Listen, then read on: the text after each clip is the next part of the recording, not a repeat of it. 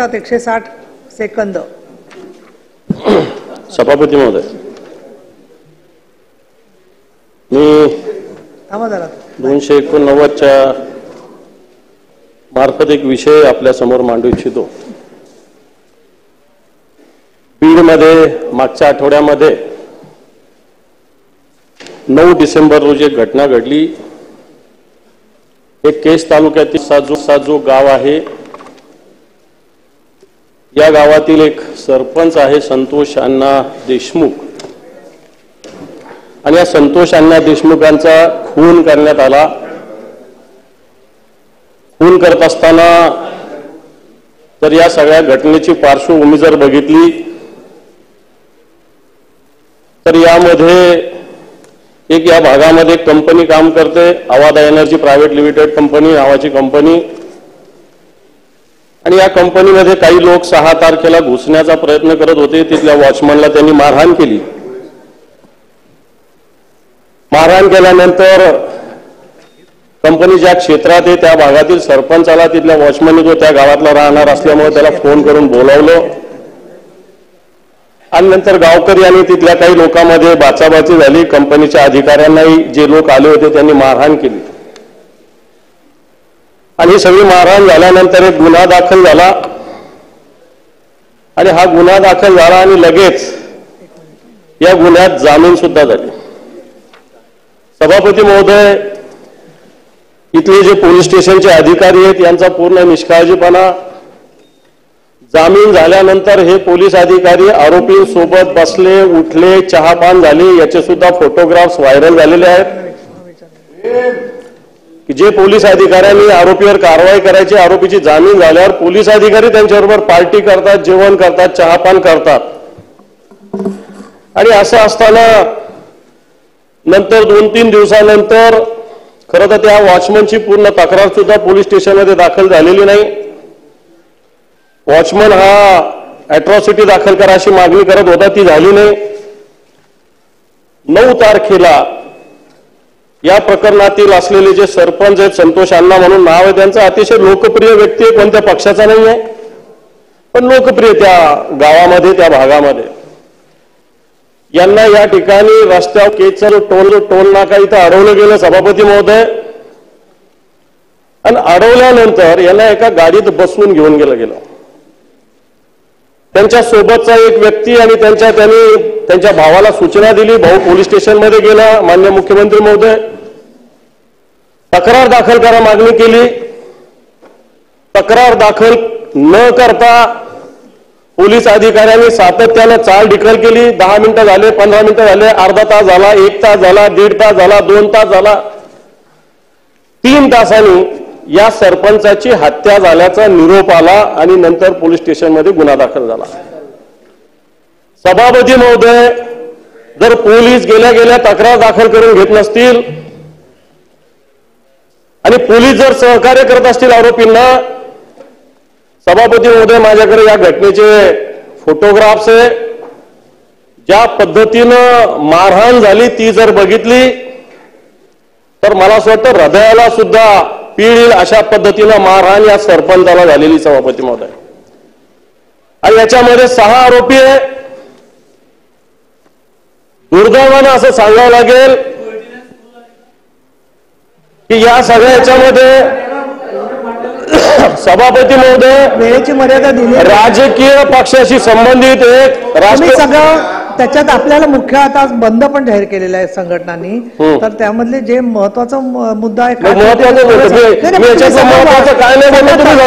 तपशील, मी याच्यातलं महत्वाचं काय नाही बोलले, असं आहे की सरकारचं त्याच्यावरचं काय म्हणणं आहे मला बोलू दिलं, सरकार बोलेल ना, असं तुम्हाला करायचं असेल सभापती महोदय, घ्या सभापती महोदय, सभापती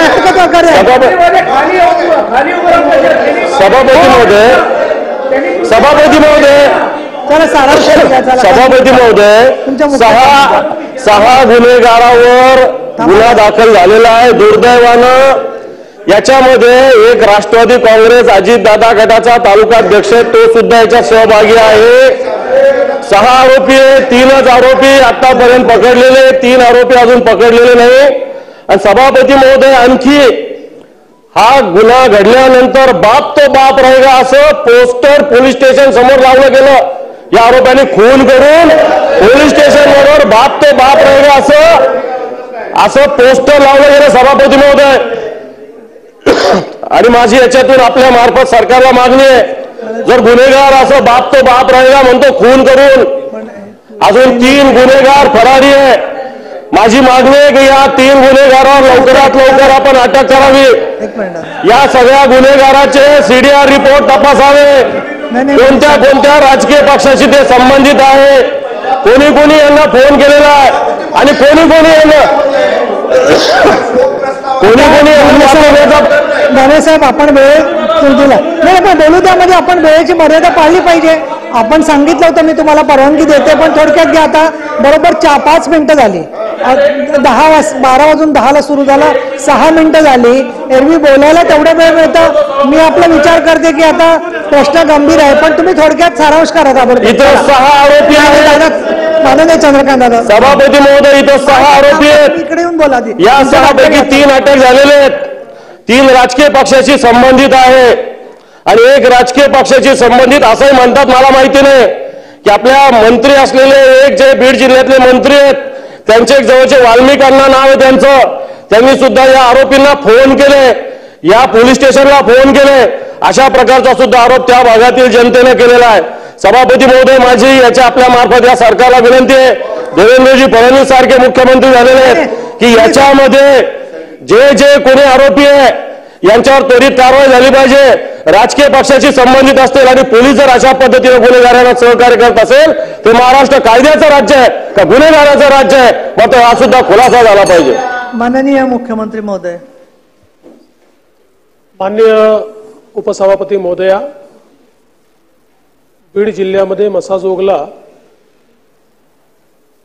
जी काही घटना झाली आहे ती अतिशय गंभीर अशा प्रकारची घटना आहे. एका तरुण सरपंचाचा अतिशय निगृण अशा प्रकारचा खून हा त्या ठिकाणी करण्यात आलेला आहे आणि निश्चितच ही घटना सरकारने देखील अतिशय गांभीर्याने घेतलेली आहे. या संदर्भात इथला जो पीआय आहे त्याला सक्तीच्या रजेवर पाठवलाय. त्यावेळेचा जो इन्चार्ज पीएसआय आहे त्याला सस्पेंड केलेला आहे. 3 आरोपींना अटक केलेली आहे.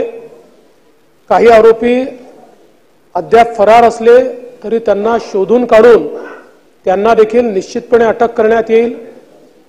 मुळातच मी माननीय विरोधी पक्षनेत्यांना एवढंच सांगू इच्छितो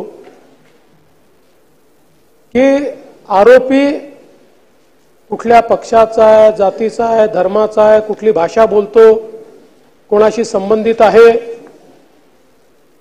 अशा प्रकारचा विचार न करता जो खरोखर घटनेमध्ये इन्व्हॉल्व असेल अशा प्रत्येकावर कारवाई केलीच जाईल. याकरताच ही केस सीआयडी क्राईमला ट्रान्सफर केलेली आहे.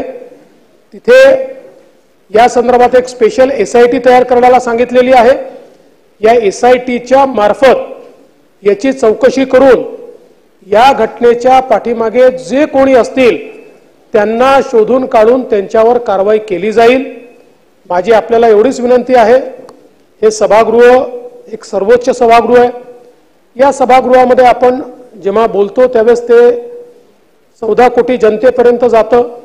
त्यामुळे मंत्र्यांच्या जवळचे वगैरे असं आपण ज्यावेळेस बोलतो त्यावेळेस विनाकारण ज्या मंत्र्यांचा काही त्यात इन्व्हॉल्वमेंट नसतं, सहभाग नसतो, अशा मंत्र्यांवर देखील कुठेतरी अंगुली निर्देश होतो.